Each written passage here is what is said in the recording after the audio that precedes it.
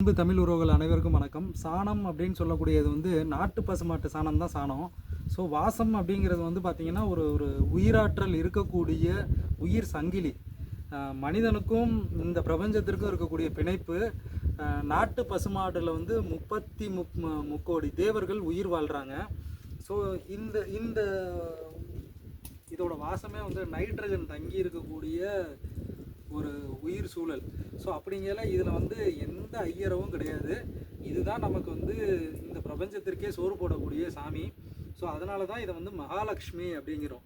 So Mahalakshmi தாயார் அப்படின்னு சொல்லக்கூடிய அளவுக்கு இதை ஏன் சொல்கிறோம் அப்படின்னா, ஒரு தாய் வந்து எப்படி நமக்கு வந்து குழந்தையோட பசி அறிஞ்சு சாப்பாடு கொடுக்குறாலோ, அது மாதிரி வந்து இந்த சாணம் தான் இந்த மண்ணுக்கு வந்து உயிரை கொடுக்கக்கூடியது.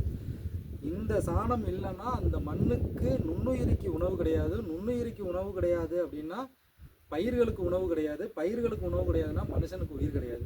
ஸோ அப்படிங்கிறதுல இது ஐயரவே கிடையாது.